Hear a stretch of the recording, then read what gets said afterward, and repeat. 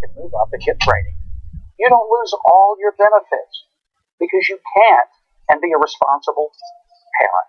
I agree. I think that's basically what we call the poverty trap, which is it's a big tax against work. And yes, and the administration, whether it's Obamacare or other things that have added to that poverty trap to trap more people in poverty, thinking that if we just treat the symptoms of poverty, then the job is done. When all we're doing is trapping people in poverty.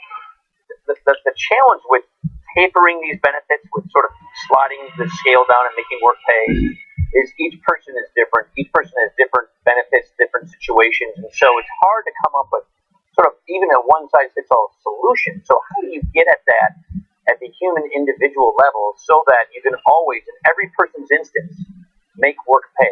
How do you get at that poverty trap to actually make it work? Let me offer two suggestions. One is something that can be done at the congressional level that you guys could fix, and that is let these programs be managed at the state level. Create a broad perspective, but let the governors manage it. I'm biased and I'm prejudiced, but governors have to balance their budgets. They're close to their people. They're going to be held accountable for the results, and they're going to be in a position to know what will work in their state. Massachusetts and Arkansas are very different. One's urban, one's rural. One has a high level of higher educated people. Another state may not. You have to let these programs be administered and the details of the design be done as close to the people as possible. It's a little something called the 10th Amendment, and I really believe it's the purpose for it being in the Constitution. So that's one thing. The second thing, one of the reasons that I'm a strong proponent for the fair tax, and I've testified when you were at Ways and Means, I even testified on Capitol Hill for it. It's a tax that you would pay at the point of consumption rather than at the point of productivity. Our tax system defies common sense. If people work, we punish them by taxing their work. If they save, we punish them by taxing their savings. If they make a good investment, we punish them by taxing investment income, whether it's dividends or even a capital gain. And we tax them for being good stewards of their resources because we tax them in inheritance. If people pay tax at the point of consumption, they would control what they pay. The fair tax, which is a tax on consumption, which has an underlying principle of also untaxing the poor by a provision called the prebate, which I won't get into the complications of that. But here's what it does. People at the bottom third of the economy are the ones who benefit the most. If a person works today 8 hours and can't really make it on that because he's working in the factories, just busting it, but he can't make it. And he says, I'm going to work a double shift. I've actually talked to people in machine shops and places where this is true. So they said, I'm going to work a double shift, help my daughter through college. They work 16-hour days. You would think if you work a 16-hour day, you'd get a double paycheck. But you don't, because you're going to be bumped into a new tax bracket, and the government will get as much of your second shift as you do. So the incentive is, don't work any more than you have to. You need to get a double paycheck, and under the fair tax, if you work, you get it. You eliminate the payroll tax. Everybody pays tax at the point of consumption. And it's a powerful unlocking of the economy. And in the big macro sense, you start bringing $31 trillion of capital back into the United States that's been parked offshore. I think that boosts the economy. That helps us to deal with such things as the 5 million manufacturing jobs we've lost, 60,000 plants that have closed just since the year 2000. Now we're talking about really putting rocket fuel in the economy and seeing growth, which is the only thing I think that really in the long term solves joblessness, homelessness, is giving people jobs that pay enough money to make it possible for them to survive and succeed.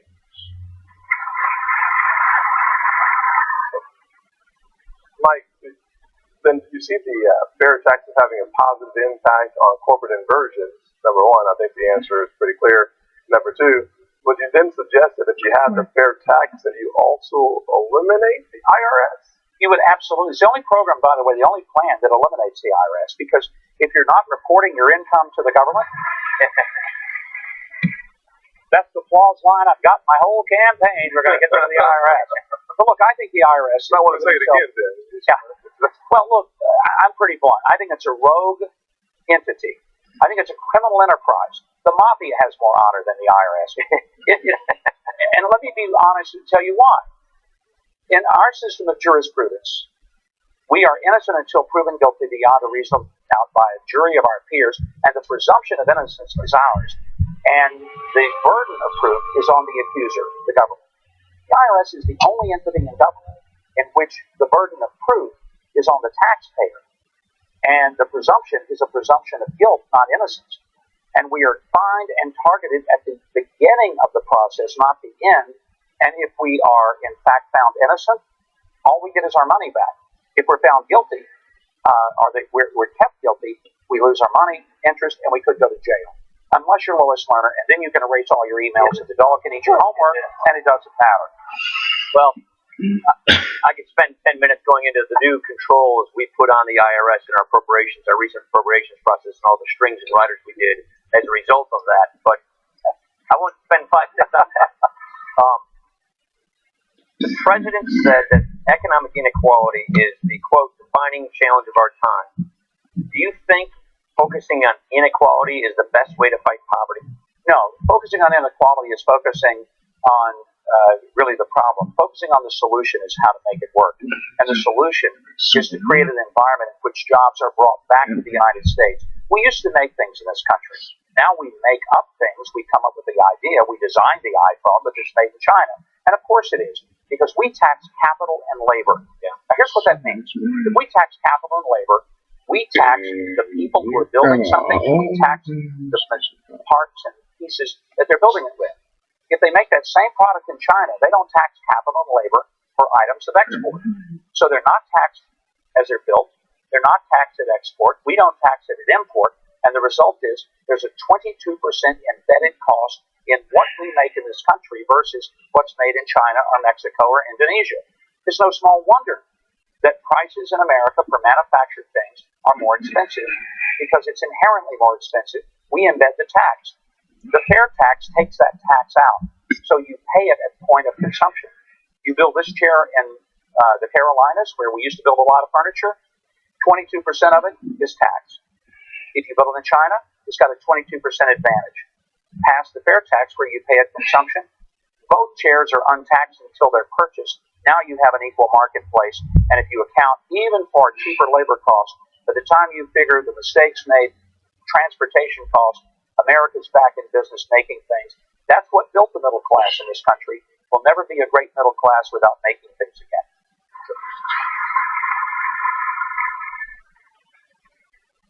Governor, I spent some time on your website looking through it, trying to figure out how you would eradicate poverty. One of the things I think you said, at least I've read, is that family seems to be the building blocks of civilization. Yes.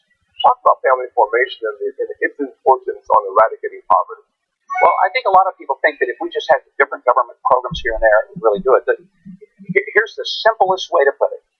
A child who's born into a family where both mother and father have high school education and are gainfully employed and remain together in a monogamous marriage and are partners for life. These are the three things. 88% chance they'll never spend a day of their life in poverty as a child of that family. If, on the other hand, a child grows up in a single-parent home where one or more of the parents have less than a high school education and are chronically unemployed, the child will likely spend 91% of his or her growing up in poverty. The reversal is dramatic. So, we sometimes are even, I think, sort of pilloried, those of us who say marriage matters, family matters, stable marriages and stable families matter. And it sounds like we're coming at it just from trying to tell people how to live. It's an economic issue. You want to eliminate poverty? We can eliminate most of it by instilling in people that there is a virtue. And I know virtue is a politically incorrect word, but it is based on what this country was founded on, the idea that some things are right, some things are good and wholesome and virtuous, and we should elevate them and uphold them. We live in a culture in which we elevate now the idea that a person doesn't need marriage in order to have a child, that fathers are incidental to a strong, stable growing up. That's nonsense. And we need to be honest. I know whether it's politically incorrect or not, we need to just say that's crazy. Children need mothers and fathers. They need stability. They need homes. And that will do more to get them out of poverty than anything. So, and the reason we speak about family, the reason we speak about marriage is because that is a beautiful support structure that is there for a person to teach them, to connect them, to equip them with the skills so that, and this is what we do as parents, so that when your kids get up, they have the tools they need to succeed. But that's missing in so many parts. And this isn't something that just hits people of certain income groups, whether it's, say, heroin heroin or drugs or alcohol, it hits everybody. Yeah. And it's breaking families. You have this deep history as a pastor, as a man of faith. And in so many ways, especially on the left, there's this belief, this notion that government needs to occupy this space in our society that is there between ourselves and our government, which is really where community and faith ought to occupy. Limited government, civil society system, that's what we have. It's what Alexis de Tocqueville came to America to say, what's so beautiful and unique about this land of ours. But we're losing that. We're losing these systems that help the human person, especially a person who doesn't have a family, especially a person who may be in a family, but they've estranged themselves from the family because of their addiction or some other problem. So give me a sense of how you think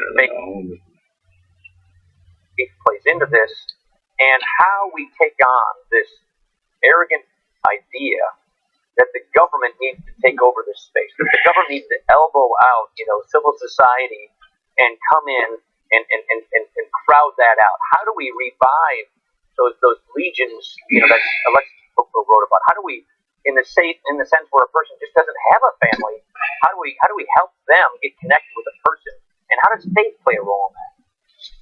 Mr. Speaker, my first career was broadcast and advertising, and then I spent 12 years as a pastor of a church. And part of the reason that I ended up getting into politics was because I wanted to take the values and the insights that I learned from that experience into the political arena. And I didn't leave my faith behind. I brought it with me. I never exchanged the Capitol Dome for a steeple. I never thought it was the purpose of the government to insist upon a particular belief. But we've made the huge mistake in this country of thinking that we should somehow create this huge separation between faith and government. And the truth is, we cannot function as a culture and as a society when we divorce the sense of our fundamental Judeo-Christian values as the foundation of our society. For this reason, we can't. We were designed as a country because our founders understood that the best government we will ever have is not the government we elect. It's self-government. It's when we govern ourselves to do what's right. When we don't hit people, steal from people, lie to people, cheat and defraud people. And when we do that, then we don't need a lot of government overseeing us to make sure that they manage our behavior. When we don't fall into self-government, then we will have more and more government. I always said to the small government folks, which I am one of them, the best way to have smaller government is to have bigger-hearted people who govern themselves. The more people are self-contained, moral, virtuous people following their faith. For me, that is to follow the Lord Jesus Christ in my life. I know that if you don't catch me doing something, and if the press doesn't catch me doing something, he still does. And I'm more worried about his evaluation of me than I am yours. Amen. His has eternal consequences. Yours doesn't. The worst you can do to me is not elect me. I mean, he can. I'm concerned about his evaluation. It can get worse. So here's my point. Let's quit apologizing for being a country in which we have to be people that understand our basic self-centered nature. The Bible would call it the sin nature. Let's quit apologizing. Even our branches of government were created because our founders understood our frailty. They knew that if there was only one branch of government, it would get too big, too powerful, it would get corrupt, and it would run all over people. So they created 3 branches, and one would keep an eye on the other 2. And if one got out of line, the other 2 would check and balance it. That's the whole point of 3 branches of government. It's a brilliant system, but it was designed on this notion that we can't be left to ourselves. We have to ultimately answer to each other in accountability, and ultimately to God. That's not something we should be ashamed of. That's who we are. And if we're not that, we fail. Governor, we are very quickly running out of time. We have about 4 minutes left. I know that you started off in sales and advertising. You became a pastor. Yeah. My mother wanted a pastor. She got a preacher. She got a politician. And she's not been happy since. You finished being a governor. As governor, you did some radical things on citizen reform, on welfare to work, right? Can you talk about the policies at the state level that would free or set captives free to a mired in poverty? Well, the things I mentioned earlier, helping people to understand that education is a very critical ticket to avoid poverty. So is marriage. A stable marriage. That matters. That family matters. Make it harder to get a divorce, not easier. It's easier to get out of a contract for the purchase of a used car in most states than it is to get out of a marriage. Or let me put this, it's easier to get out of a marriage than it is to get out of a contract for the purchase of a used car. Get it right. So make it a little tougher to get in and even more tough to get out. I think that's a part of it.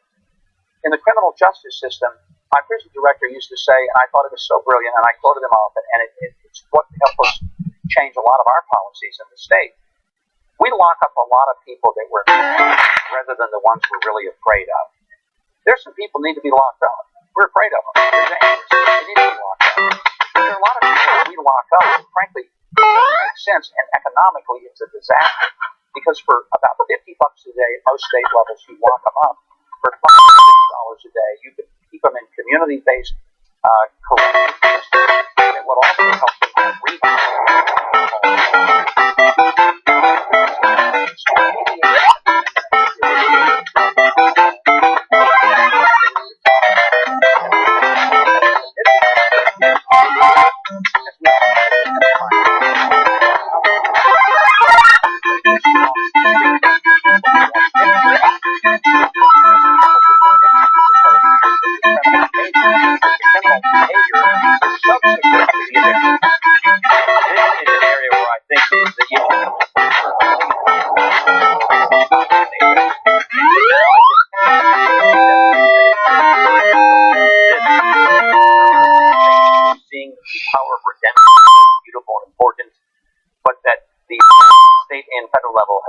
Overcompensated. So this is one of those areas where I really do think, because there's federal laws and state governments that have now shown how reform works. So this is one of those areas where I really do believe that we've got a chance at making a big difference, so that we can honor redemption. We can see the redemption that occurs in our communities, and it's don't figure out in Washington, but stop Washington from being a part of the problem, so that our governors, our localities can be part of the solution. Mm-hmm. Well, I know our time is almost up, but let me just respond to that by saying the best way to do that is to turn this loose at the state level and let them be the laboratories of democracy they were intended to be. That's how it's supposed to work. Obamacare is a failure because it was a 50-state experiment, and all 50 states aren't the same. If we make a 50-state mistake, the whole country's messed up. Road test some ideas. Let some governors take some ideas and road test them. If it works in 5 to 10 states, others will adopt and pick up the best of it and leave out the worst. And if it really works, everybody wants to do it. If it doesn't, then you haven't messed the whole country up in the process. But the best way to make that happen is to not punish the programs that are faith-based, whether it's in our prisons, whether it's in the poverty programs. You may have to turn the money loose and completely let go of it. But there is no way to ever let these programs work if you deny people of faith the opportunity to participate from a faith perspective. And the reason is, government can give you a sandwich, but government can't give you a hug. And quite frankly, sometimes what people need is the affirmation as a human being that they have worth and value, that they're not disposable and expendable, that they are people of worth. And that's one of the things missing in a government program. That's perfect. What a beautiful sentiment to end on. Ladies and gentlemen, Governor Huckabee. Thank you. Thank you very much. Thank you, Mr. Speaker. I appreciate it. Do a quick picture now. Yeah. Okay. We'll get the middle. All right. Carl. Oh, I'll give it the meat of the sound.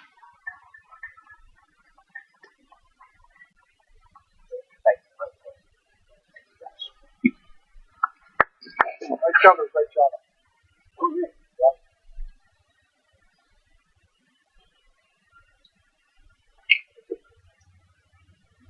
Okay, we're 2/3 of the way through.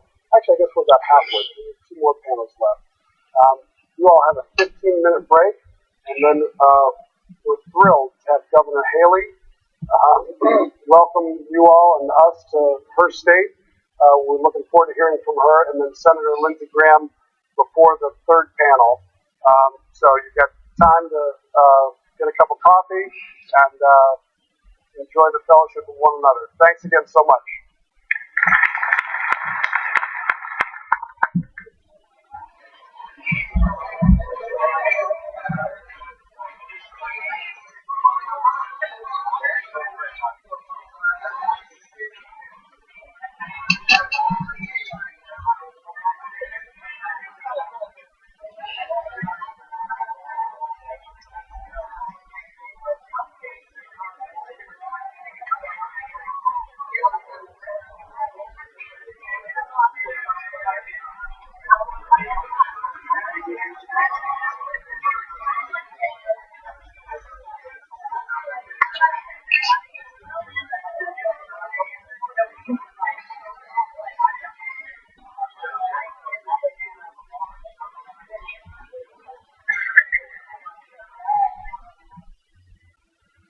The Kemp Foundation Forum taking another break here in Columbia, South Carolina, as our Road to the White House coverage continues on C-SPAN. Another panel discussion coming up. We'll have remarks from South Carolina Governor Nikki Haley and Senator Lindsey Graham, who has dropped out of the race for the Republican nomination. Then we'll hear from two more Republican candidates, Ohio Governor John Kasich and Florida Senator Marco Rubio. There'll be a lunch break. We'll take your phone calls then to get your thoughts on what you've seen today and learned about the Republican presidential candidate field. And then a panel discussion this afternoon will wrap up our coverage here in Columbia, South Carolina. A couple of other Road to the White House events we're covering this weekend. Later on today, Donald Trump will be in Clear Lake, Iowa. This is the second of two Iowa rallies that Donald Trump will be holding today in that state. 5 p.m. Eastern Time, it'll be in Clear Lake. We'll have that for you live here on C-SPAN. And Hillary Clinton tomorrow, Sunday, she'll be in New Hampshire to receive the endorsement of Planned Parenthood. It's billed as the first time ever that the organization is offering its endorsement in a presidential primary. Hillary Clinton and the Planned Parenthood president, Cecile Richards, will both be speaking. Our live coverage from Manchester, New Hampshire begins at 4 p.m. Eastern on Sunday here on C-SPAN. Again, we're in a break at the Kemp Foundation Forum in Columbia, South Carolina. Our live coverage continues in a few minutes. We'll hear from John Kasich and Marco Rubio, among others. The South Carolina primary, by the way, is scheduled for February 20th. While we wait for this event to continue, we'll get a look at the primary process in South Carolina and states like Iowa and New Hampshire.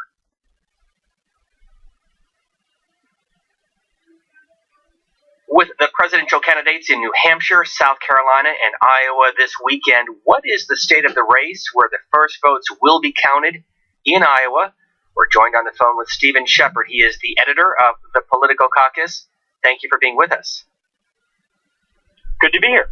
As you look at the Real Clear Politics survey, right now Hillary Clinton is leading in Iowa, a lead also for Republican Senator Ted Cruz on his side of the aisle. Could things change?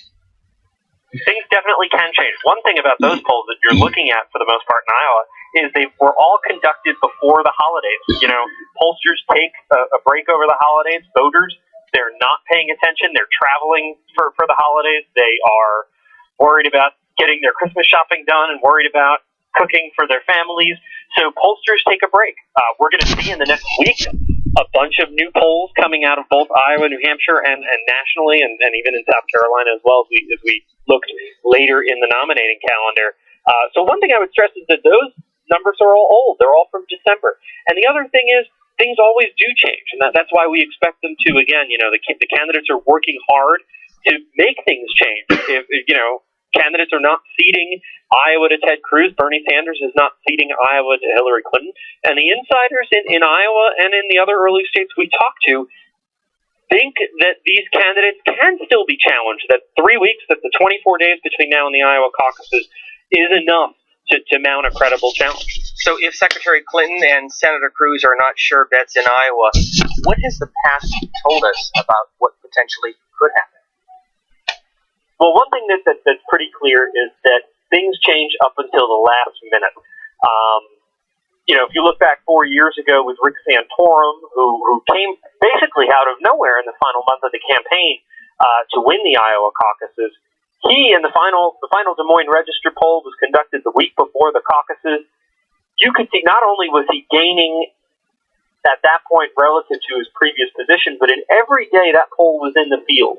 The 3 or 4 days that interviews were being conducted, each day Rick Santorum was gaining strength to the point where he had passed, by the end of the survey, he had surpassed both Mitt Romney and Ron Paul. Overall in the survey, he had not passed Mitt Romney, but you could see day by day him gaining strength. The key to winning in Iowa, in large part, seems to be getting hot at the end. Which candidates are poised to do that? Which candidates are hot now? You know, that's really what it's all going to come down to, that late-breaking momentum that's going to be here in the last half of January as we move through the next 3 weeks. Stephen Shepard, let me take that one step further. For argument's sake, let's assume that Ted Cruz and Donald Trump come in first and second, respectively. It seems to me that the third-place finisher is the one person, the one candidate who is going to get a lot of attention. Well, that's true. Look, the cliche is that you get sort of 3 tickets usually out of Iowa and out of New Hampshire. That third person is going to be really interesting. I think the pressure in a big way is on Marco Rubio to be that third person. This way he can pivot to New Hampshire and South Carolina and Nevada, which are 3 states in which he's making a big push, and portray himself as the sort of the compromise candidate between the establishment Republicans and the conservative Republicans. That said, he does not necessarily have a clear path to third place. Ben Carson, who you'll recall was leading in Iowa 2 months ago, still maintains a pretty healthy share of the vote there, about 10% of the vote in the latest polls, and has a pretty committed base of supporters, according to our political caucus insiders we talked to on the ground there. They say that a lot of his core supporters are still with him. He could finish in third place. Chris Christie, that's a name you haven't heard in Iowa, you've heard a lot in New Hampshire.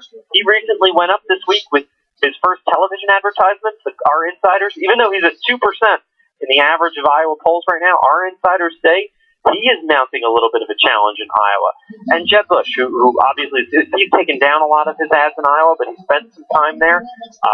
Right now, he is in that conversation below Cruz and Trump, with Carson, with Rubio, with Christie, to try to, and maybe Rand Paul, to try to do well in Iowa. So who finishes third, who finishes fourth, who finishes fifth, those are going to be, in a lot of ways, just as important, the 2 wins, because then everybody takes the show on the road to New Hampshire and South Carolina, and those electors can be very different.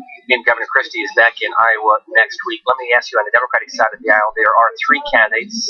Former Maryland Governor Martin O'Malley, is he in any way making any inroads in his candidacy in Iowa? Well, it's interesting because the first metric we're going to get on O'Malley in 2016 is going to come out of Iowa. Late this week, NBC News announced the criteria for the next Democratic debate, which is going to be actually in South Carolina on January 17th. And they have set a threshold of 5% in the polls, either nationally or in one of the early states. Martin O'Malley is not near 5% nationally or 5% in New Hampshire or in South Carolina, but he is right at 5% right now in Iowa. In the average of the 5 most recent polls. There'll be a couple of more polls that have come out next week that are going to determine whether he gets into that debate. And we talk about momentum a little bit. Nothing stunts any possible surge of momentum like the sort of public embarrassment of being excluded from a 3-person debate.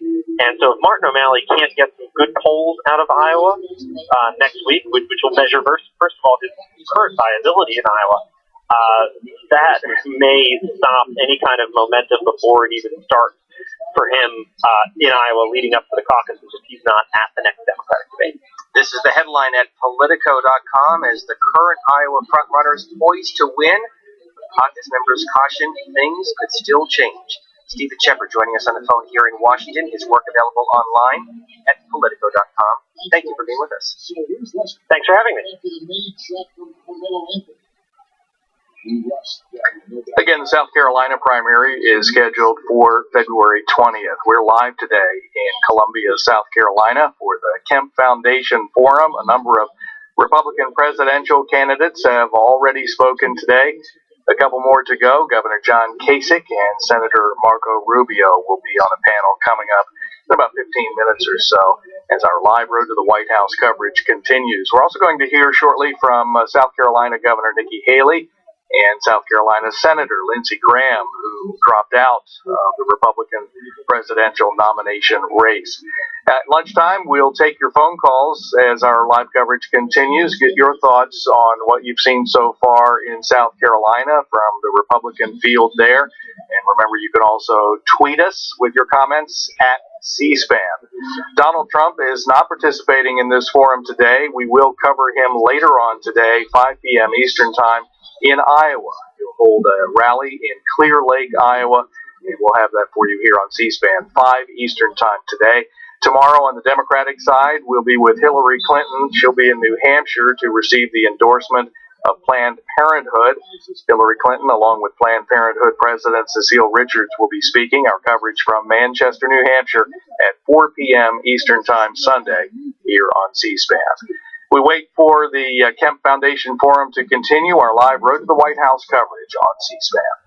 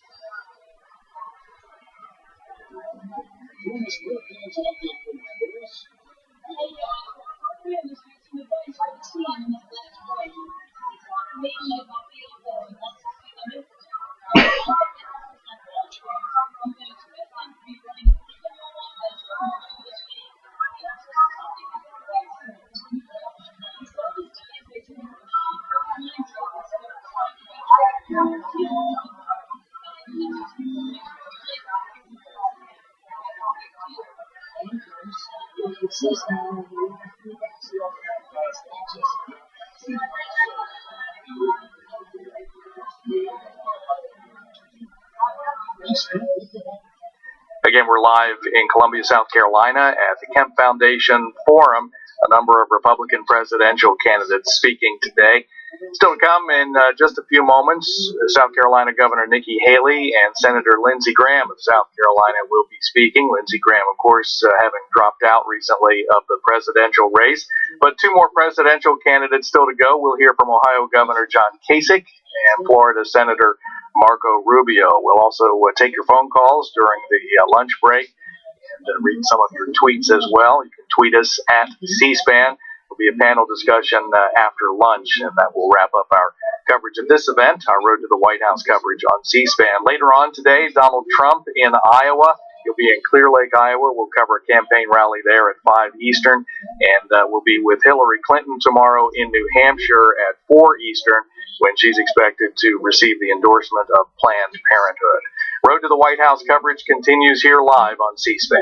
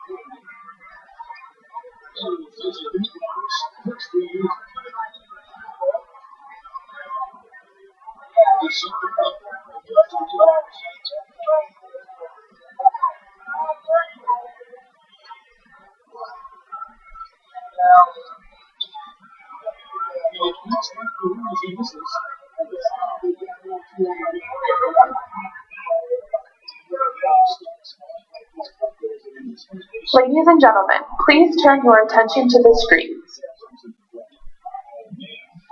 We're in a crisis state, let's face it. The epidemics of drug addiction and broken families and homelessness is real. So you have what you have now, a wholesale poverty industry that does not change the bottom line, the people that they serve. Human life makes us have to constantly come back from things. But this movement is about coming back from the places where most folk have been left to die. So what we have today is a need for a shift in our approaches to poverty. But the shift will never happen until the larger community sees what works and what doesn't. It's not about building stars or celebrities, but it is about telling a story. You have so many people who realize that God is not finished, that they are not finished, that life is still achievable even through some of the hardest circumstances ever. I lived a hard life in Chicago. I've had more guns in my face than I care to remember. I was there. I was hardcore there. Either keep using or die. I would have rather died than keep using. So many times the experts are seen as the people with the degrees, when the experts are really the people that have come back. You guys got me amped up. We all have to. The only way we're going to take back our communities is get those same type of people that help break the community. I'm holding his hand saying, we're going to come out of this together. There's nothing more powerful than a witness. We got so many witnesses here. This is real. This is so authentic. When you give a microphone to Jubal and Omar, they will talk about solutions. When you do it, give it your all. If you don't give it your all, you don't know how far you're going to go. Today I still give it my all. I won't see how far I can go. Quitting is not an option. We can't quit. We have to do this.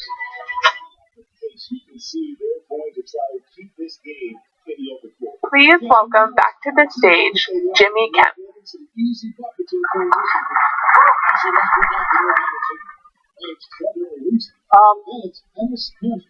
We can't quit, and we now have somebody who hasn't quit and won't quit like the others who have been up on the stage. But I hear, and I believe it to be true, that it's a good day in South Carolina. It's a good day in South Carolina because y'all have a governor who, when situations hit, she knows how to lead. When the Emmanuel Church happened, she knew what to say. She proved that she cared, and she's led in that way. And it's an honor for us at the Kemp Foundation to be able to welcome to the stage your governor, Nikki Haley.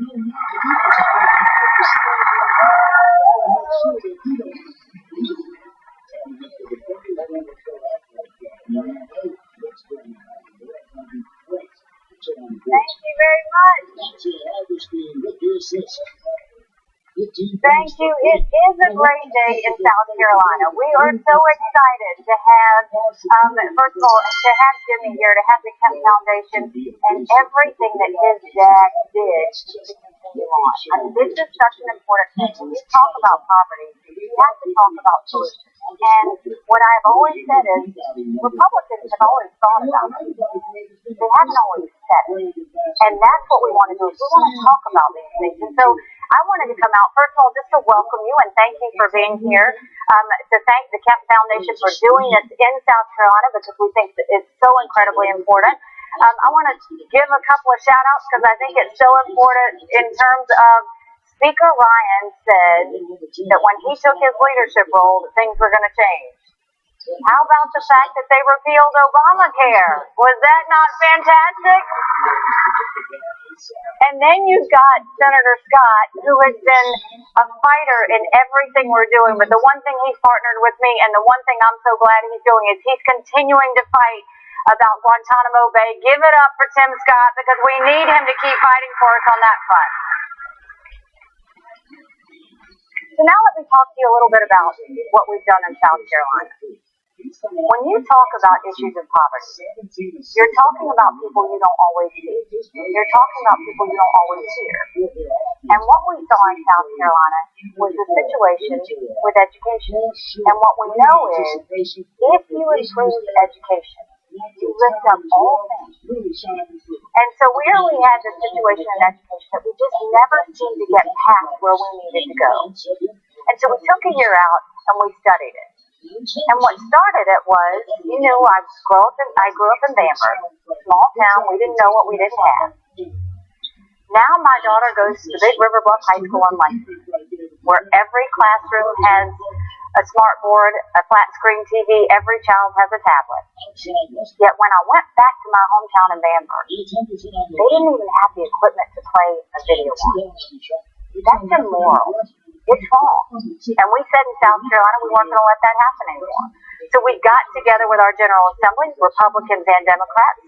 We said we were going to make a change. And we acknowledged the fact, for the first time, that it just costs more to educate a child in poverty. So we changed the funding formula. We put reading coaches in every elementary school. We put technology in every school and said we are no longer going to educate children based on where they're born and raised. We're going to educate every child because they deserve a good education, and that's our future workforce. We doubled down on reading coaches. We continued with technology, internet to the schools, internet inside the schools, making sure those kids have tablets. And now we're taking it a step forward to where we're saying in rural, poverty-stricken areas, we need to have good teachers, and we need those teachers to stay. So you will see this year we start funding a program where anyone that gets a teaching degree, if you promise to teach in a rural area for 8 years, we will pay for your education. We are now going to do that. And the beautiful part of all of this, we're doing it without raising taxes. All we did was say we have to make education a priority in South Carolina. We have to show that we care about these kids, and it's not what you say, it's what you do. And so in South Carolina, we're doing that on education. But then we had another opportunity. We saw an opportunity that when people lose their job, when they go and ask for unemployment, when they go and sign up for welfare, we were missing an opportunity. Now in South Carolina, when we have somebody come for a job, they don't sit down and just fill out paperwork to get welfare. They sit down and they're in an interview. We ask them, what are you good at? What's your skill set? and we have matched them up with businesses. And to date, we have taken over 25,000 people off of welfare and put them to work.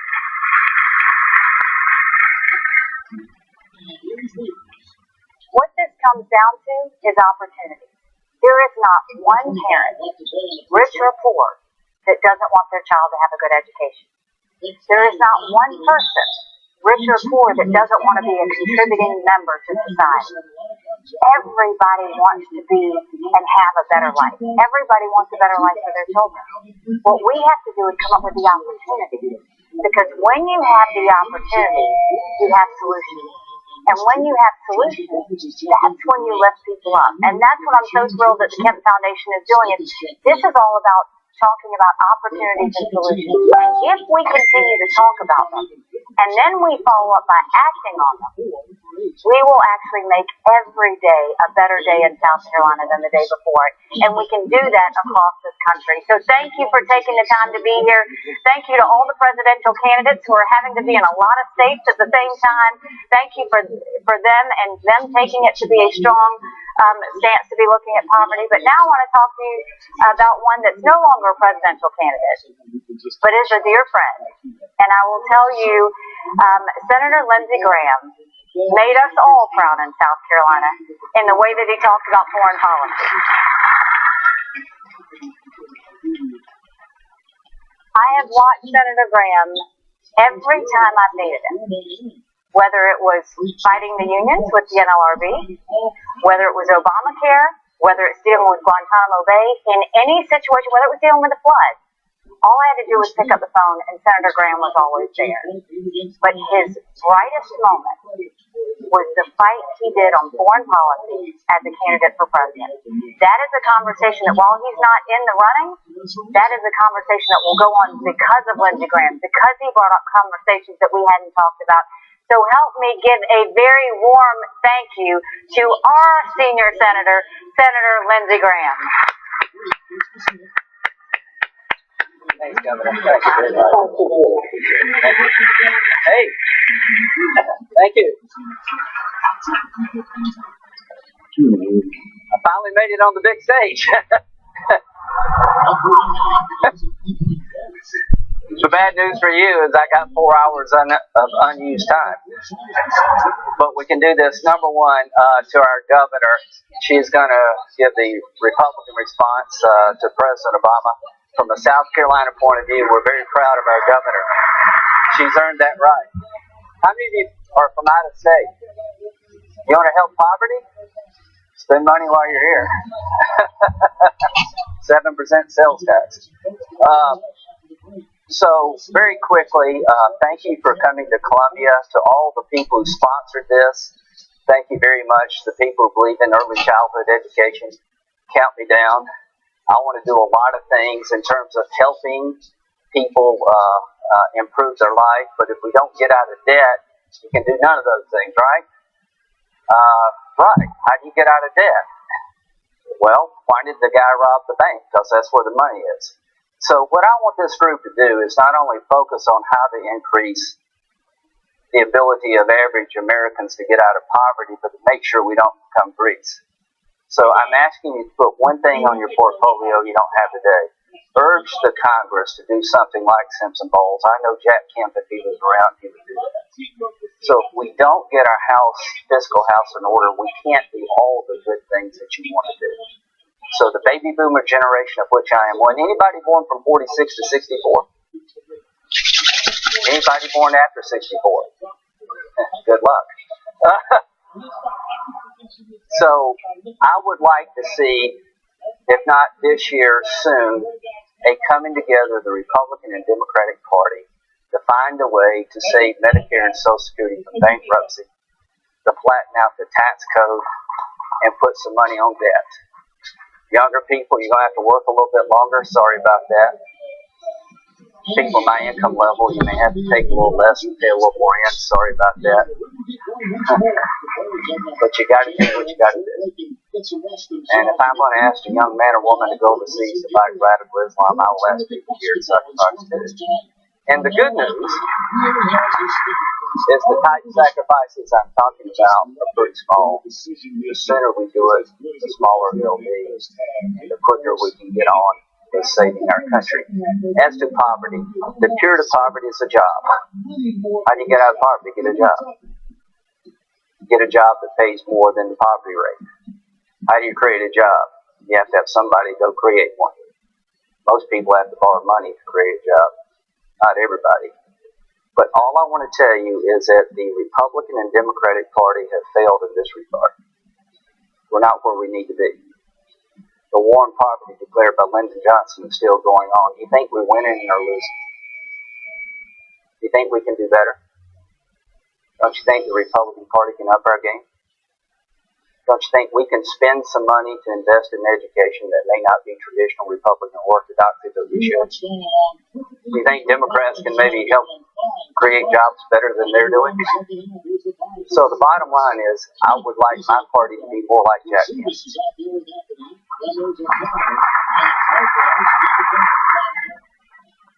To the extent that I can as a senator in 2017. No matter who wins the White House, and I hope it's a Republican, we'll have a chance to start over and maybe focus on this issue in a way we've never done before. Ms. Kemp, are you here? Thank you, ma'am. Thank you to you and your family.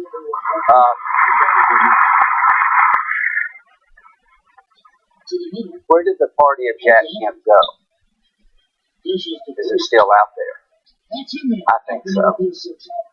I hope and pray that the party of Jack Kemp will come back with a vengeance, because he got it. A party is not worth its salt if it can't help people. And I do believe that the only way you're going to get out of debt, and the only way you're really going to end the war on poverty, is for both parties to work together. I don't know how to do either without some bipartisanship. And Tim Scott is the new Jack Kemp for the Republican Party, I hope.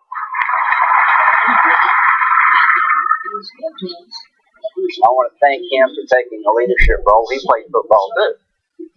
As you can tell, I did not. Paul Ryan gets it. He's a disciple of Jack. So we've got a moment here as Republicans to build on what Tim and Paul are trying to do for our party. And everybody wanting to be president, for the most part, are here today. That tells you the power of the Kemp name and the power of the idea of trying to solve a problem. We as Republicans have a problem demographically. We do not do well with lower income Americans because they think the Republican Party doesn't have their interest at heart. Our Democratic friends do very well electorally, but the bottom line is both parties are failing. So what I would like to do as Republican is to convince every American that cares about poverty that we also care. But it's not enough to care. You have to actually do something. And here's what I want to leave you with. If it takes me working with a Democrat to get us out of debt, I will do my part.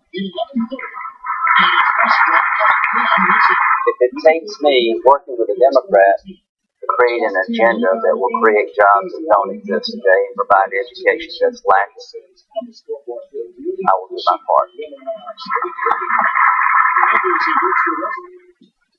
We're about to have an election, as you can tell.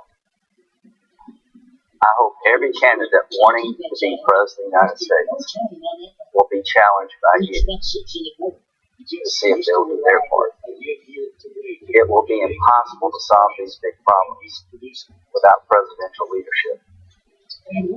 Choose wisely. Welcome to South Carolina. Let's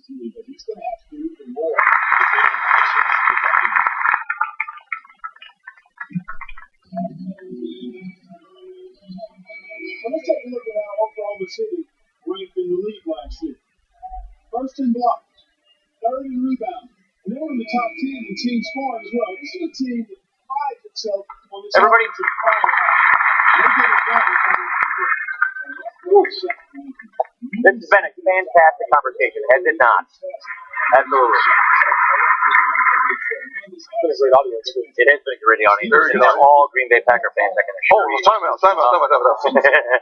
Well, all the people who know where the Green Bay Packers play football, really raise your hand. All right. Then I say they're all Green Bay. How many Carolina Panthers in the house? I'm a Dallas Cowboys fan. How many Cowboys in the house?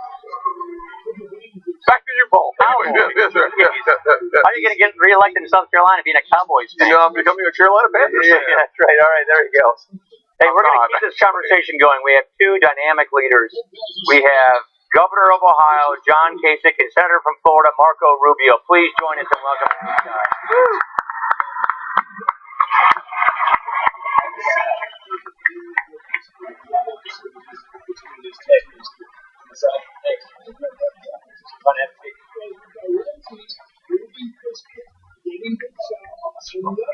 So we've been having this conversation, and what I think people ought to get out of this is conservatives are bringing their game, their A game, to fighting poverty, to restoring opportunity.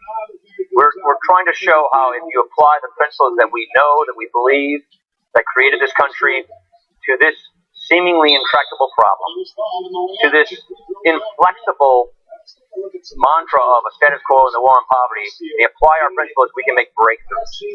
And that's what's exciting about this, is because now you've got two parties in this game competing for ideas on how to fix this thing.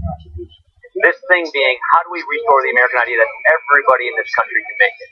And how do we treat these problems at the root causes so we can break the cycle of poverty? And the two of you have taken a lot of leadership role in this. Marco, you've been working on this in the Senate. John, you've been not just talking the talk, you've been walking the walk.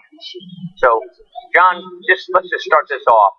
I know this is something you care deeply about. I used to serve on the budget committee with John Kasich when he was chairman, which means I used to work for John Kasich. And we go back a long ways. I know this has been deep in your heart for a long time. What have you done in Ohio that has made a difference, and how do we translate that? Well, the list is long, Paul. I mean, first of all, we're up 385,000 jobs, and that helps. But I think the other message is it's what Jack always talked about. I used to serve with Jack and had a great time with him, is that you have to have an attitude that everybody should have an opportunity to rise.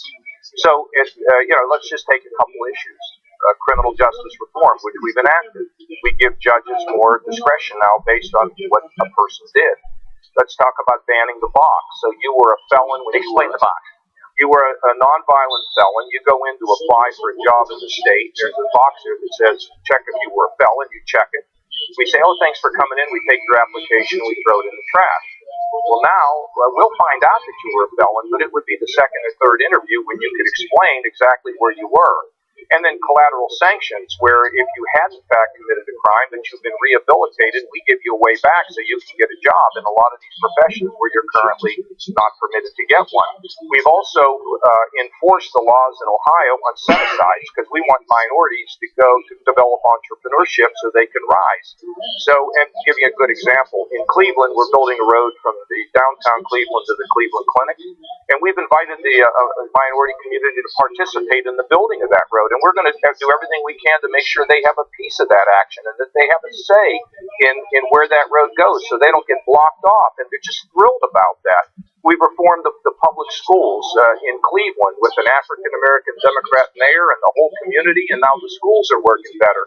And that was a big, big lift. So all these things, and there's many, many more, the programs we're doing to rehab people on drugs. We have a program in our prisons now where we have moved our addiction services into the prisons and then release those folks into the community where they're supervised, and the recidivism rate is less than 20%. That's a miracle. And then at the same time, our recidivism rate in the prisons is about half the national average, because we give people an opportunity to work their way out. But Tim, if they're a gangbanger, and they create violence in the prison, we're going to throw away the key. But everybody deserves a chance. Everybody deserves an opportunity. With people who are in their 50s who lose their job, they live in the shadows too. We have adult education. We have new programs in the schools now where if you are likely to be a dropout, we're going to carve out an individual education path for you where you will not drop out and you will get a high school diploma.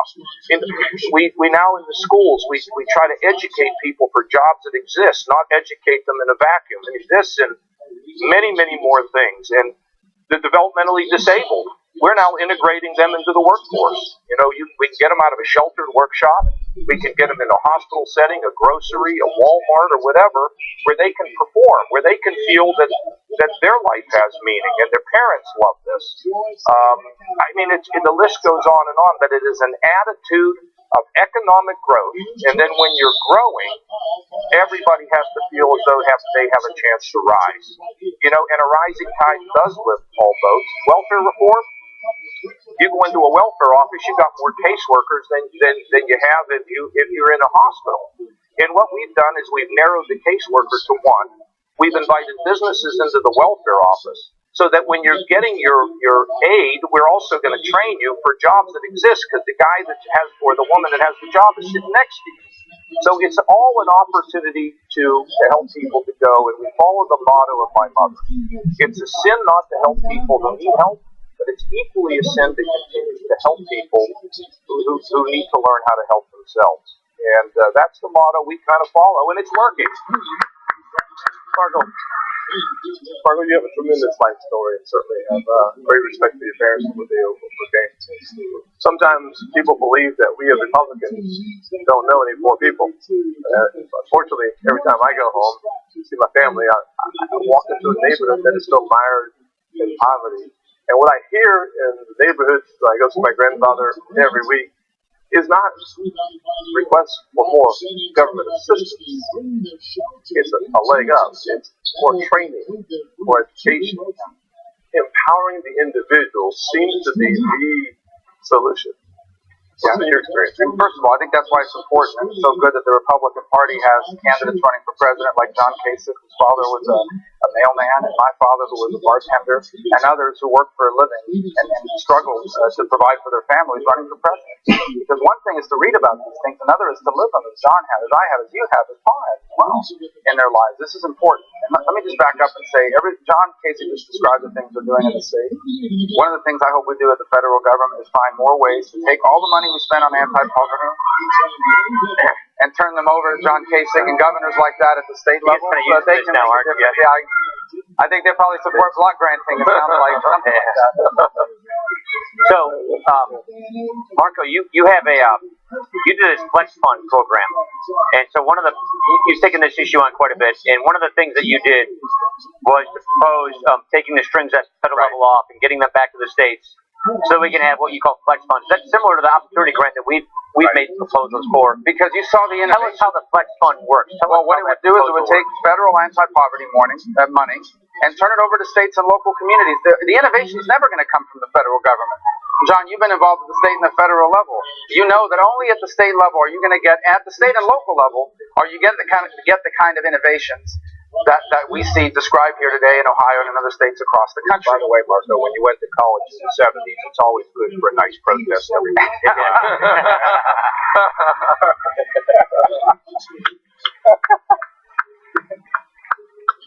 I thought about handling it the way another candidate does, but I thought it's not my event.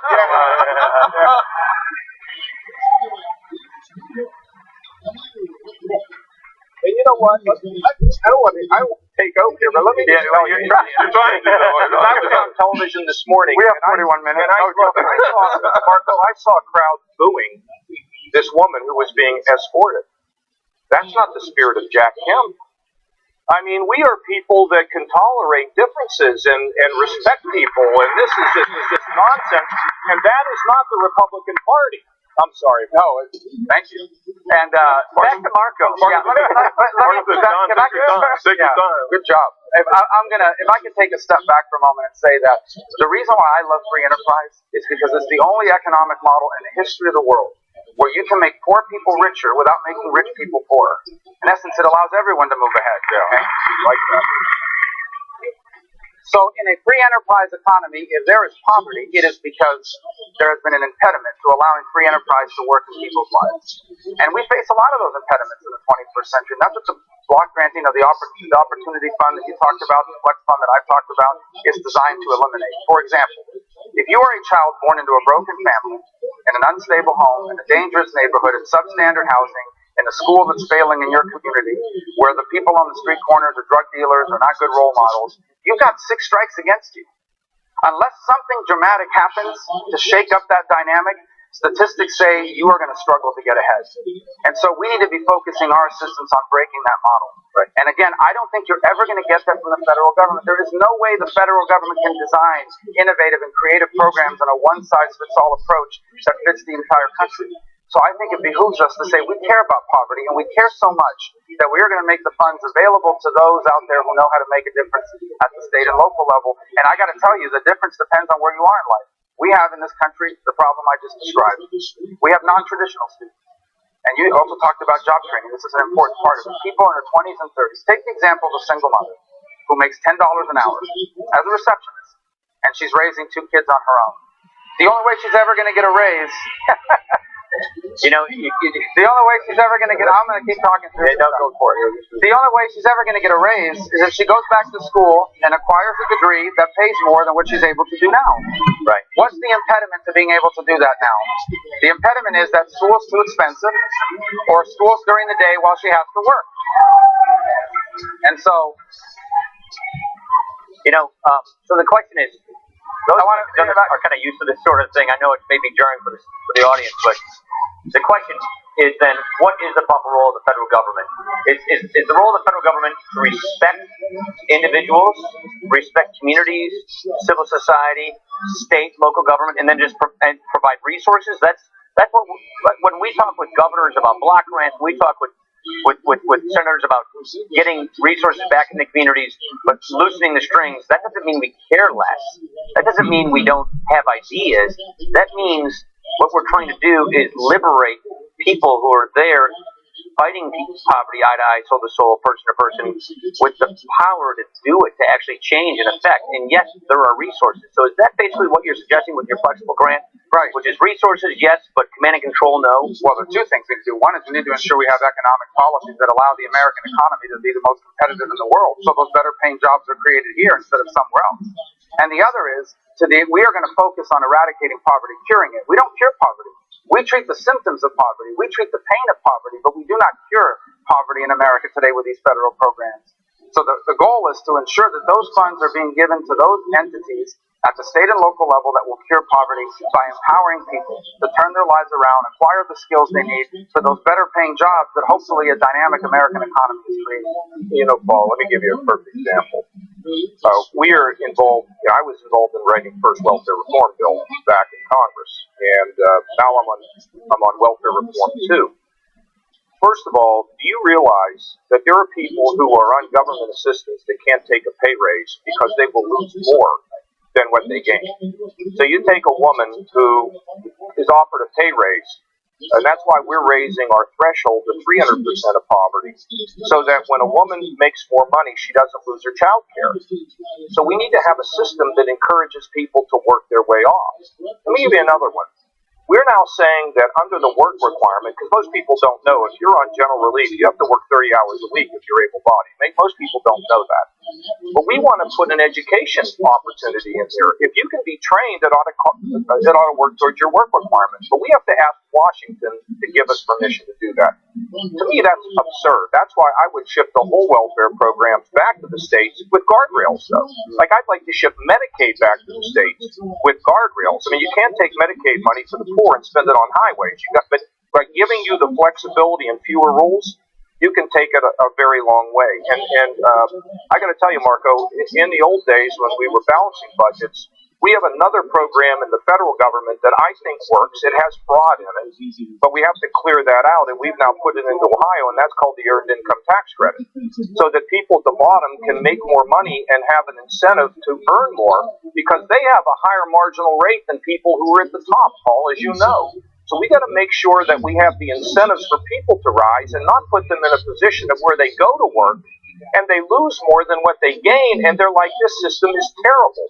So giving the states more flexibility and having a leader, whoever that leader is, to share with people around the country those efforts that are really working to get people an opportunity and to begin to lift them out of poverty. We mentioned it in the earlier panel. The highest marginal tax rate, when you look at the poverty threat today, isn't Warren Buffett, isn't Aaron Rodgers, it's the single mom with 2 kids, making something like $28,000, losing 80 cents on the dollar if she takes a step forward. That's an 80% marginal tax rate effectively, which is a huge disincentive to work.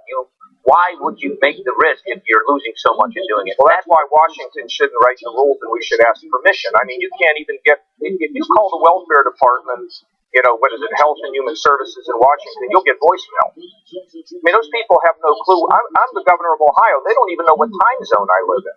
So just give me my program and let me run it and hold me accountable for not spending the money on something that it wasn't designed to do. This is pretty simple. And I think we're all for it, right, Marco? All of us are for it. Marco,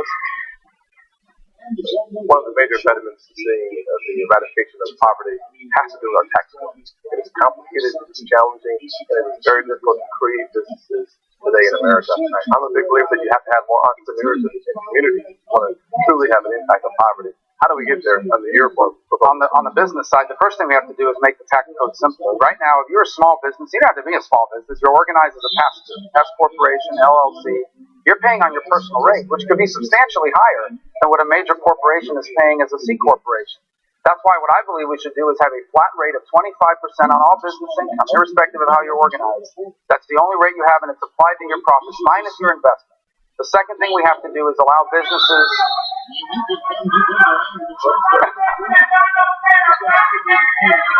I'll let them go ahead. We're going to enforce our immigration laws, guys. We're going to be.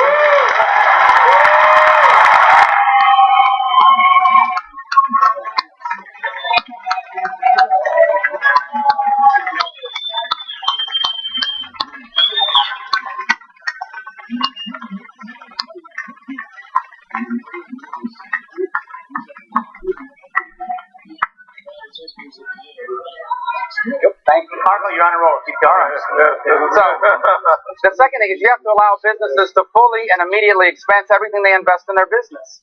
A big business can afford to, write that off over a number of years. A small or a starting business, the ability to fully write off that expense in that given tax year is critical for their survival and be able to move forward. That will make America a more attractive place for people to invest.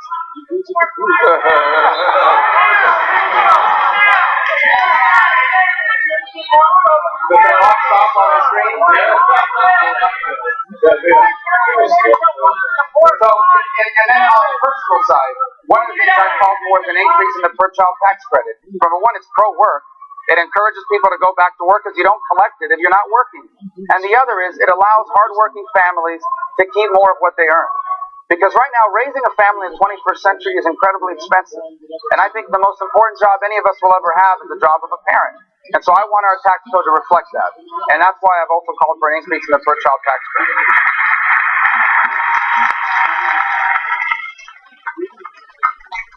Tim, I think, first of all, if there are any more protesters out here, I think we got the point. And do it with K6 Street. And if you keep disrupting, you're just going to turn everybody against you. So we heard it. Okay, thank you all very much. Now, I think there's a couple other things. Tim, job creation is based on certainty, and Paul knows this certainty. If you have a rickety financial system, businesses say, what's going to happen to me?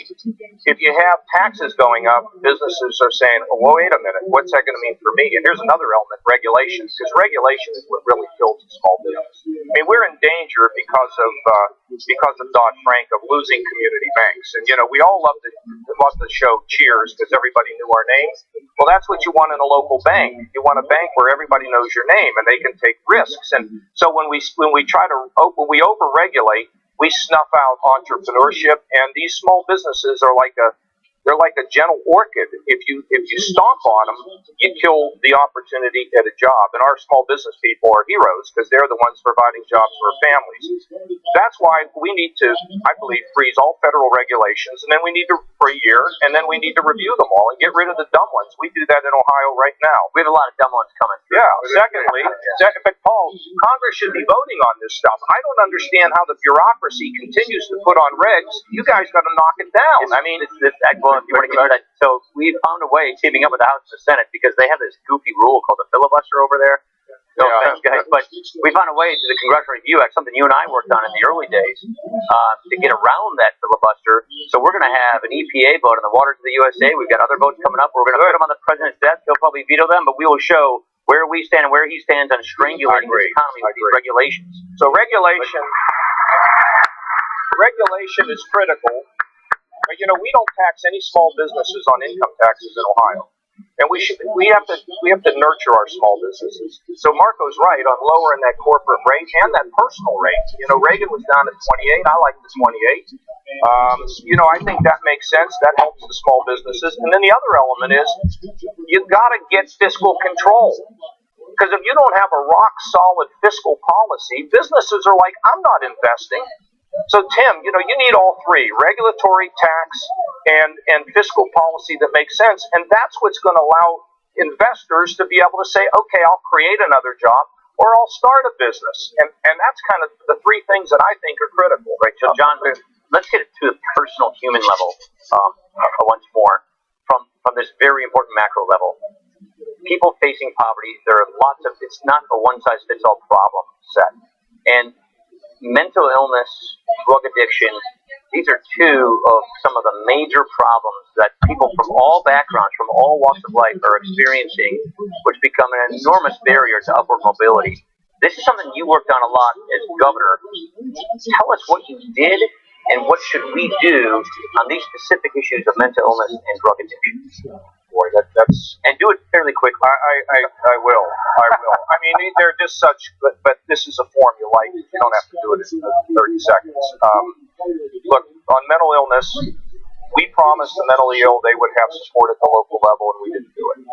It is absolutely immoral that we're locking up the bipolar and the schizophrenic. So what we're doing is we now have the resources both at the community level and our state is working on this issue and giving people treatment and also helping them to not go into prison to begin with. Secondly, on the drug addicted, we've been working on it for 6 years. We've got programs from busting drug dealers to making sure that we're able to monitor the amount of prescriptions that are being delivered from prescribers. We can trace it to our pharmacy board. We've got rehab programs, and as I mentioned earlier, I mean, treating people in the prisons and getting them out and turning them over to the community. There we have a situation where we have less than a 20% recidivism rate, which is miraculous. And then for the working poor, Marco, it makes a lot more sense to give them some sort of health care where they don't end up getting their health care in the emergency room, where we're all paying for it at a higher price because when they go, they're sicker and more expensive. So we give them an opportunity to have health care. So, you know, the working poor and the drug addicted and the mentally ill are issues. These are people who live in the shadows. And I absolutely think, as Jack Kemp did, that when we rise, everybody's got to have a shot. And you know what? That opens everybody's hearts. And it communicates a message that we're not just about numbers and economics, but we're really about people, Paul. And I know that's where your heart is. And Marco, Part of the foundation, honestly, of success in the country. Part of the foundation of success in the country, without any question, making sure that kids have access to a quality education. Absolutely. I know that we have had many conversations in the Senate about how we get there, and there's no doubt that the larger the role of the federal government, the fewer opportunities for kids throughout America. How do we reverse that? Well, first of all, I strongly believe that K-12 system belongs squarely and solely in the hands of state and local communities, that we don't need a national school board. Right.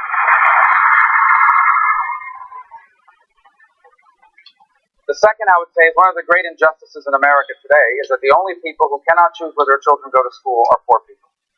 Rich people pay for their kids to go to a better school. The upper middle class move into better neighborhoods with better schools. And poor people are often condemned to sending their kids to schools that are failing. And so I believe at the state level and many states across this country have aggressively pursued empowering parents to put their children in the best setting possible. And you've done work on this, Tim. One of the things that I want to see us do is create the equivalent of what we have in Florida. It's called the Corporate Scholarship Program, where in lieu of paying a portion of your corporate debt, tax liability to the federal government, you can donate it to a not-for-profit, state-based scholarship organization who in turn can give scholarship to students and families so their parents can put them in a school a better choice than the one that they're condemned to being in now by the current system. Well, secondly, I think there's another part of the debate that's important as well. You think about the fact that we have a lot of folks today who are going through the K through 12 education system that want to go to college. We also have others who need that dual track. They want skills to go immediately into the workforce and start working immediately. In South Carolina, we've had a lot of success with apprenticeship programs where we see folks graduate from high school and they're earning and learning at the same time. Because that dual track is important. South Carolina, as an example, is a state where high-tech manufacturing is alive and it is well. Volvo just came to South Carolina. BMW expanded. Boeing on the coast. Mercedes-Benz. So there is a real economy for those middle-skilled workers that we have to make sure absolutely. they flourish. I don't know why we became a country that started telling people, oh, trade school are for the kids that aren't smart enough to go to college. Yeah. That's a lie. Yeah. Trade school are for people that want to make $50,000 a year.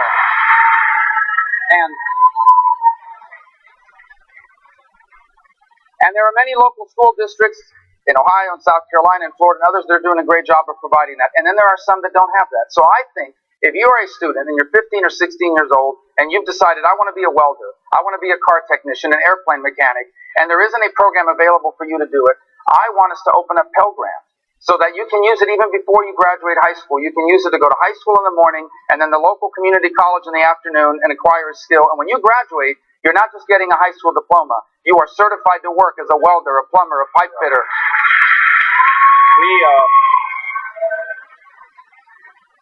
We've lowered vocational education to the 7th grade. It's already done in our state. Secondly, I have to tell you, we also have to pay attention to early childhood education. We can't have people who are extremely poor where they can't have the kind of development in their brains that they need, because as we all know, if they don't get it as they get older, they lose the capacity to do as well as they can do. So early childhood education, vocational education. But here's another thing. We need to raise the standards of our guidance counselors so they actually guide students and they're not involved in just monitoring the gym or the cafeteria. And finally, and Marco, I think it should be done across the country. We know the in-demand jobs in our state. And what we need is we need to make sure that we are training and educating people K through 12 for the jobs that exist. And, you know, in the old days, you could get a high school education, and if you didn't do very well, you could get a job in a steel mill or a chemical plant or something and make $70 or $60 or $50,000 and support your family. Those jobs don't exist. So the K through 12 system is going to have to produce students who have the skills for the 21st century jobs. Now that's not something that federal government ought to do, but it's something that every school district needs to do. And in addition to all of that, we've now unleashed a mentoring program. If you are a business and you involve a faith-based or a value-based organization and you agree to take over a school from the standpoint of mentoring a child, we will give you a 3-for-1 match. Now, why does that matter? In the Cincinnati public schools, they have a 63% graduation rate. And in the school district where the businesses have gone in and mentoring, they have a 97% graduation rate. Mentoring and encouraging children of all income levels is absolutely critical. Three principles that we as conservatives think about, talk about, and act on that are sorely needed here. Number one, federalism. The Constitution. Devolve power back to the states and localities so that government closest to the people can govern best. And that's something that we're talking about here clearly with what you're talking about in Ohio and with your Flex grant. Second one is customize. Individual persons have individual different problems, so customize aid and support to meet their particular need. A liberal, progressive, collectivist philosophy can't accept that. It doesn't comport. It's contrary to that view. But the third one that we talk about quite a bit, and we practice this in our economic philosophy, but in our social philosophy, is how do we measure outcomes? How do we rewire the entire system from an input-based, effort measurement system. How much money are we spending? How many programs are we creating? Input to focus on results. And one of the things that I think we've learned is, as I travel the country, and many people have done this, is you also have to break up these local government monopolies. A lot of states, you go to collect some welfare benefit at the county welfare agency, and that's the only game in town. But if you go to, say, Catholic Charities or Lutheran Social Services, or you go to the City of Hope House of Help in Anacostia, in Washington, D.C., or if you look at America Works in Milwaukee, a for-profit institution, they're in the business of actually providing this holistic support that's customizing it, and they're competing based on results with that local county welfare agency. They're competing. So the breaking up the provision of services so that it's competitive, and so that if you succeed in providing these services by having better outcomes and better results, getting people out of poverty, tracking them, then you'll do even more. And if you don't, if you're not good at the county welfare agency, just is rubber stamping people through the system, then they go out of business. How do we apply that principle to this space? Well, what we've done is we've taken our welfare operation and put it in with our job training into one. We're moving them all into one facility, so that when you are dependent, and look, some people, as you know, Tim, they need to get up to a benchmark. I mean, there are people that really do not know how to set an alarm, show up for work. We got to get them to a benchmark to where they can then perform. And then what we want to do is to make sure we combine both the assistance with the requirement, the tough requirement that you have to come and get trained. If you're able-bodied, we're not going to put up with this if you just want to walk away. So this is an amazing and a very comprehensive reform in the state. It's funny. We're making good progress on it, but some of the welfare departments don't want to do it. And I'm telling them, look, if you don't want to do it, I'll just turn around and privatize it. I mean, or I'll turn it over to another county, which really gets their attention. But the idea that we get people who need skills, help skills out, help skills grow. That's, to me, the best way you can do it. Paul, and your idea of any idea is acceptable in the 21st century. At the core of your question are 2 points. The first principle is this idea we reached in this country where the more money you spend on, that's evidence that you care about it, because you spend more money on it, more money on it. The purpose here is not to spend more money, although it may take more money. The purpose is, what is it doing? Is it actually solving the underlying problem, which goes back to the point that I made about our safety net program. Our safety net in America today does not cure poverty. It treats the pain of poverty, the symptoms of poverty, but it does not cure it. The only cure for poverty is a good paying job. And we need to have programs that allow people to acquire the skills and the opportunity they need for that better paying job. And the second point is, the answer doesn't always lie in a government agency. And I think that's what John was talking about, opening up these funds and these programs for competition, for innovative programs that can provide solutions to the particular problem. Look, this is a huge impediment in higher education. Today, you can only get a 4-year degree from an accredited college, accredited by only one of 6 accrediting boards in America.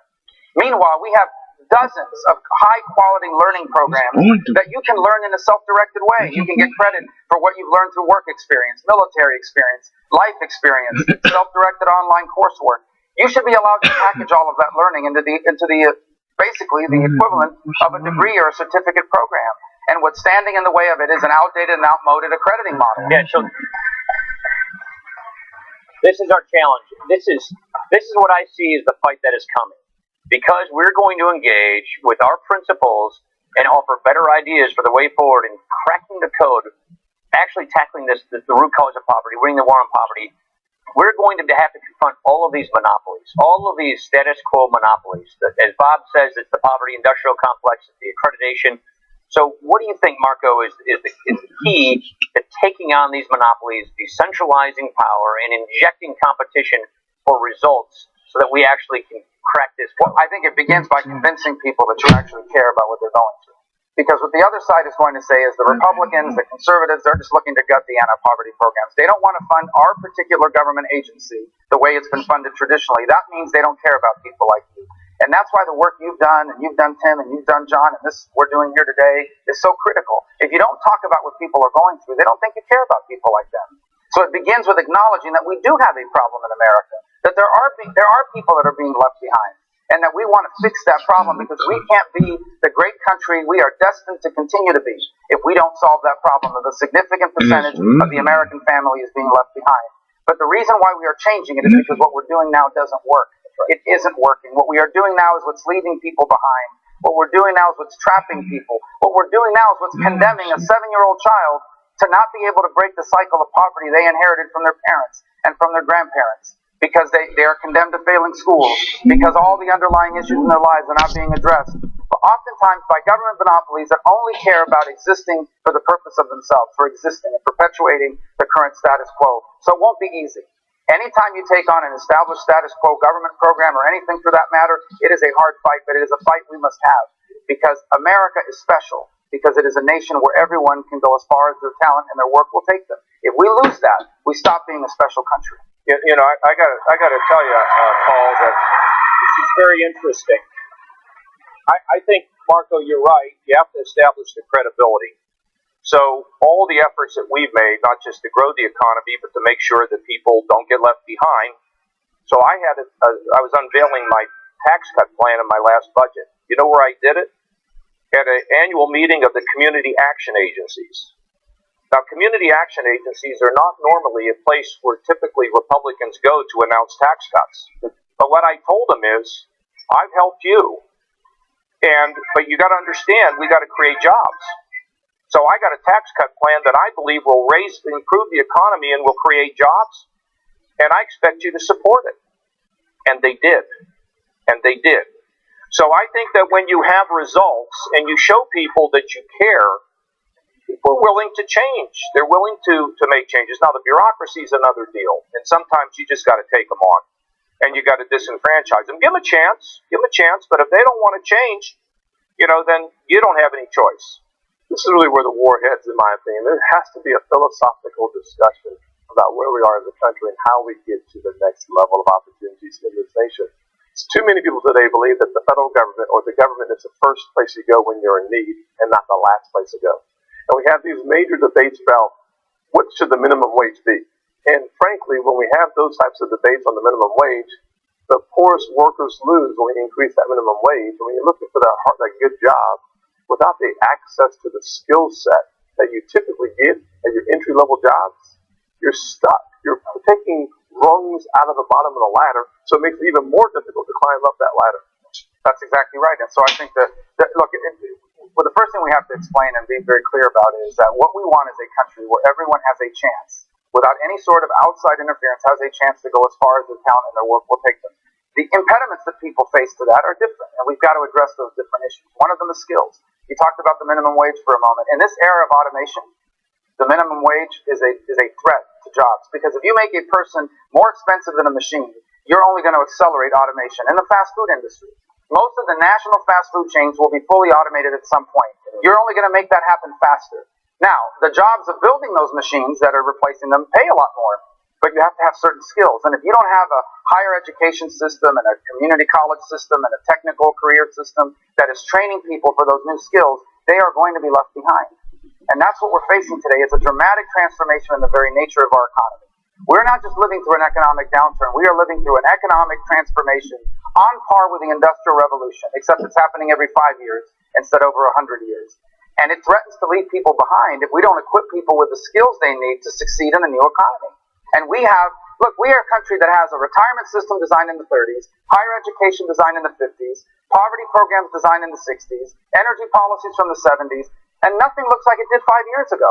We have an outdated government and a big government left, that is more interested in protecting the status quo than in modernizing our policies to address the challenges of the 21st century. That's a huge issue in this campaign.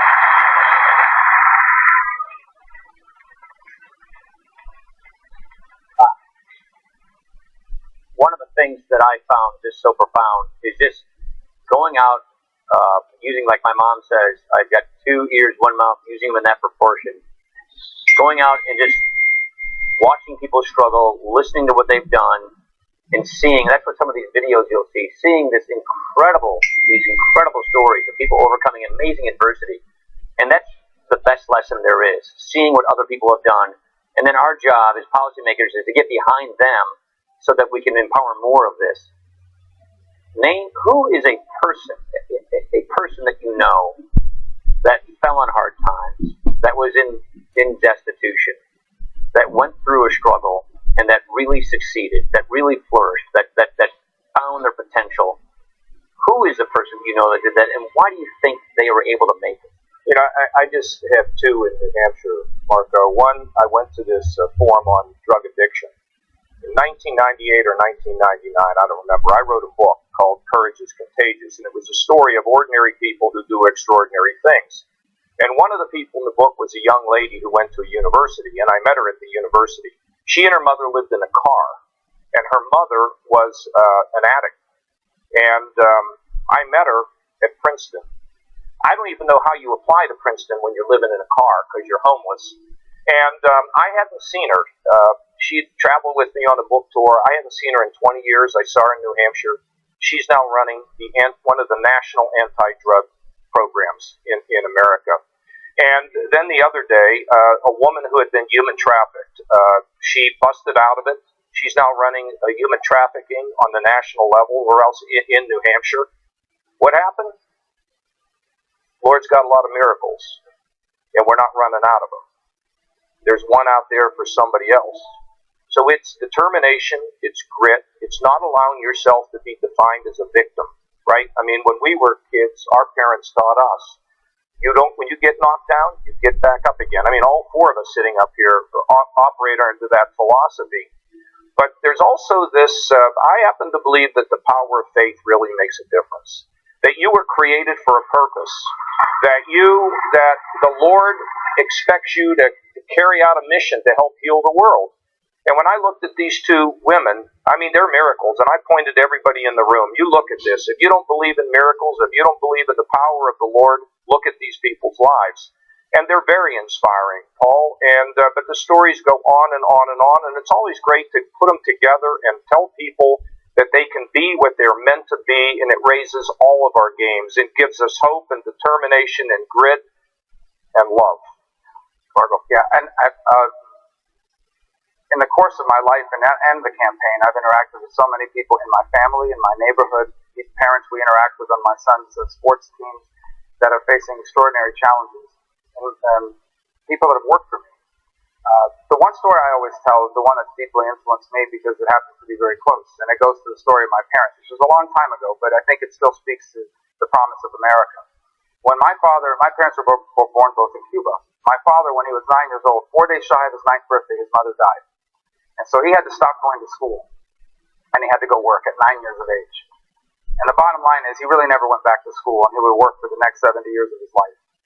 In 1956, my parents came here. It was the only place in the world where people like them could have a chance. They arrived, they had no money, they barely spoke the language, didn't know anyone, had no real education beyond whatever an 8-year-old learned in Havana in the 1930s and 40s. And it was hard. This was not an instant success for them. They struggled to find a job that they could do. My father in particular struggled. They would take any job they could find. But they just persevered. And let me tell you what happened less than 10 years later. Working hard, my father found a job, eventually worked his way up to being a banquet bartender on Miami Beach. My mother was a cashier at a hotel, a stock clerk at Kmart, a maid at a hotel in Las Vegas. And my parents were never rich. They were never famous. You never would have heard about them had I not run for office and told this story. But my parents were successful. Because working as a bartender and a maid, just a few decades removed from that very difficult circumstance, they owned a home in a safe and stable neighborhood. They both retired with dignity and security, and they left all four of their children better off than themselves. And the thing I love about this country is, number one, this is the only place in the world where they ever could have done that. And number two, it is the story of millions of people, including people sitting here today and people up on the stage right now. We are all a generation or two removed from that story. And that's what makes us different, and that's what makes us special. And that's what's at risk of, we're at risk of losing. And if we ever lose that, we stop being an exceptional country. We've all experienced that.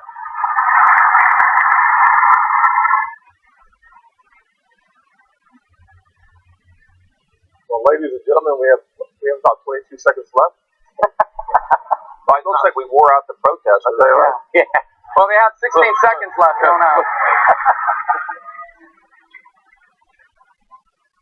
Let's not encourage them. You guys have been a fantastic audience. Let's hear it for John Kasich and Marco Rubio. Thank you. We're going to do a photo.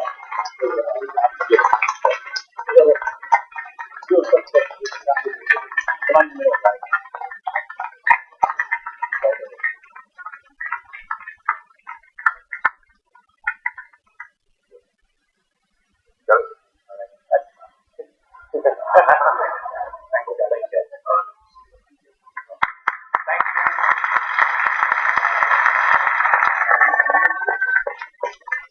Good job. Thank you all. Appreciate it.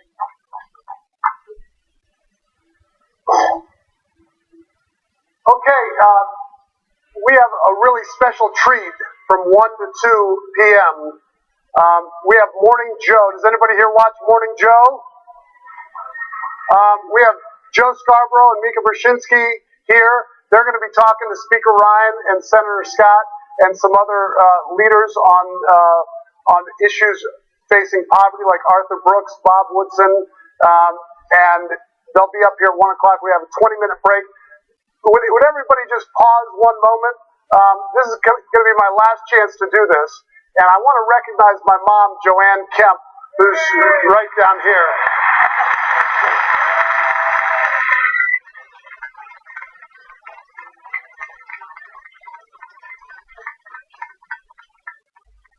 The Jack Kemp Foundation, one of the things that my dad said when he was passing away, my dad had melanoma, and he had dealt with it for 5 months that he knew about it. He had a long time before that.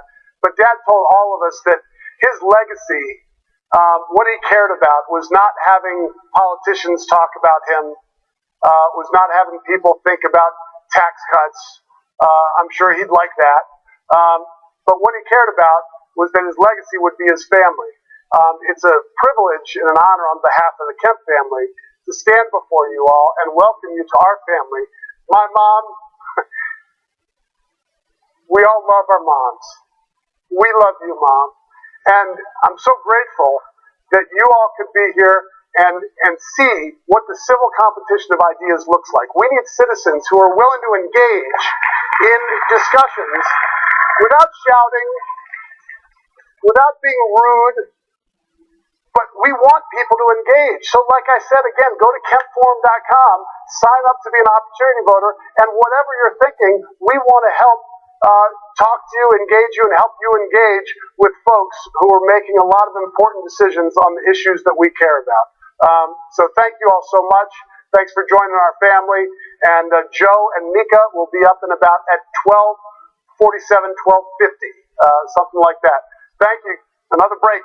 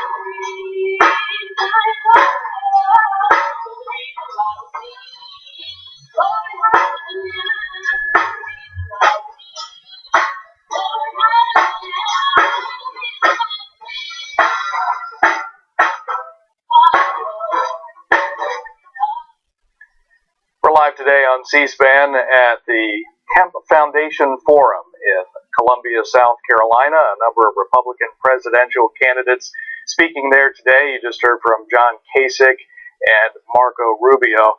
We'd like to get your thoughts on what you've seen so far from the Republican candidates who have appeared at this event in South Carolina. The numbers on your screen for those C-SPAN radio listeners. Democrats call us at 202-748-8920.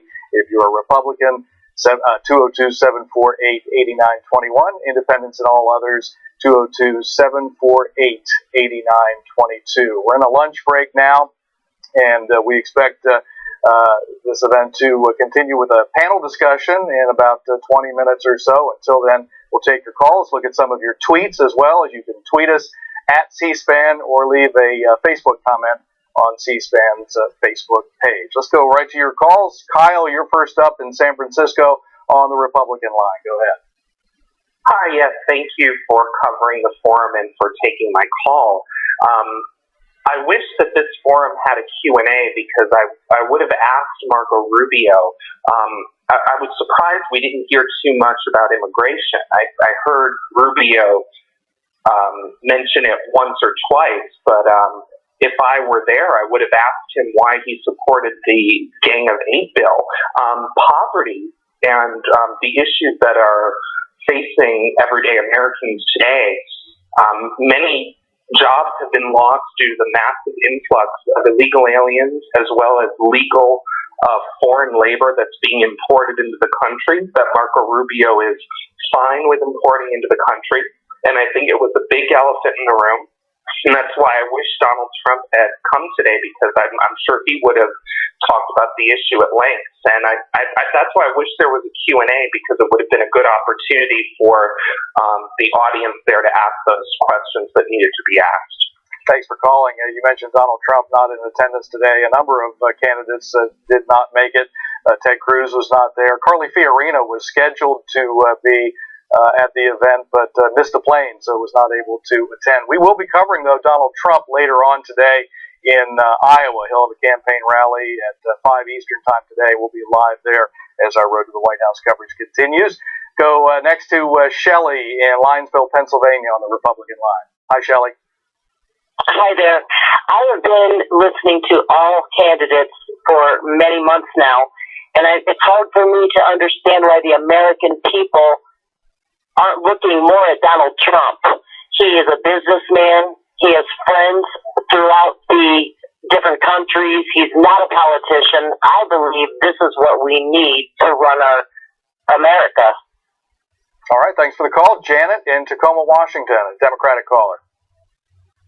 Yes, I'm Janet, and I listened to the Republicans today. I think that Marco and I think it's John Kasich, I think they have very good ideas, and if they would be followed out, I think it would be really good. If they would become a president, I was thinking maybe John would be the good one, but I am a Democrat. I've always trusted the Democrats. They've never let me down, and I love Hillary. I know she would do everything for the world. She is so intelligent, and there's never anything that she doesn't know about. She was foreign law. I mean, when she first ran years ago, I wanted her, and she helped Clinton so well. I mean, when Clinton went into office, we were broke. We were in a deficit. We had no Social Security, and he pulled us out of it, and she helped him every bit of the way. All right, thanks for calling. Speaking of Hillary Clinton, we'll be covering her event tomorrow in Manchester, New Hampshire.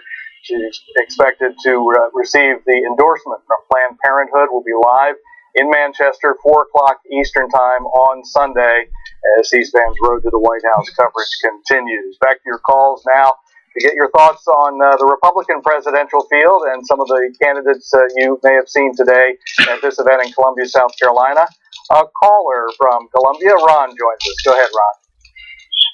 Yes, I was one of the minor organizers of this poverty forum, and I just want to say, on behalf of the National Prevention Science Coalition, which helped organize the forum, that the role of evidence-based prevention policies and strategies to help offset poverty and to reduce the bad effects of poverty are underutilized both in the private and the governmental sectors. And I would encourage candidates on both sides of the aisle in the presidential as well as congressional races to draw on the science that we know about how to prevent things like addiction, like school failure, like difficulty in getting job trained and so on. Those things and reducing the context in which poverty occurs. We do have a lot of talent in this country in the area of prevention, so I would encourage that. All right, thanks for calling to the Democratic line. Greg in Camden, Arkansas joins us. Good morning. Thank you for taking my call. Sure. As my wife and I were listening to John Kasich as well as Senator Rubio, one of the things that I noticed is that he was talking about, and he used the phrase "we" concerning upward mobility as far as using trade schools and vocational schools. And I guess I would say to this, the point to where I have a problem in with his phraseology is that we being the Congress, and some of the things that they're talking about was something that President Obama talked about in his first 4 years, and the Congress fought him. So when he talks about that we are not able to do it, I think the problem is that he's a part of the we. And so I would just wish that maybe someone would address that in a possible another forum, because this forum talked about upward mobility through vocational schools, through trade schools, but now it seems to be that they've had spiritual amnesia. So I'd just like to touch on that, and just maybe someone probably in another forum could maybe address that. All right, thanks for calling. Mario in Naples, Florida, Republican caller. You're up. Yes, I'd like to know from the candidates, has taken money from PACs, special interest groups, lobbyists, hurt the political process, and does it influence the decisions that they make because of that money that comes to them? Thank you very much. Thank you. Houston, Texas, Raju joins us on the Independence line. I like candidates to talk about issues such as college affordability in terms of, since college is seen as a medium for social mobility, and how they can, provide a medium and allow people of, of lower socioeconomic status in order to improve themselves, and also to discuss the minimum wage of whether to, increase the earned income tax credit, and how that could be a better medium to, alleviate poverty in the United States rather than increasing the minimum wage, which a lot of economists talk about and debate about. Thanks for calling. Let's look at a couple of tweets that have come in from folks watching the Kemp Foundation Forum in Columbia, South Carolina today. Taylor writes, tweets, long ago I used to think Kasich Rubio was the ticket. Kemp Forum 16 convinces me of it. John Kasich and Marco Rubio, the last two candidates to speak at the forum. Meanwhile, Bob writes, referring to the absence of Donald Trump, I live in South Carolina, and 95% of people I talk with here are absolutely for Trump, hands down, reality. And John, referring to comments made by John Kasich about the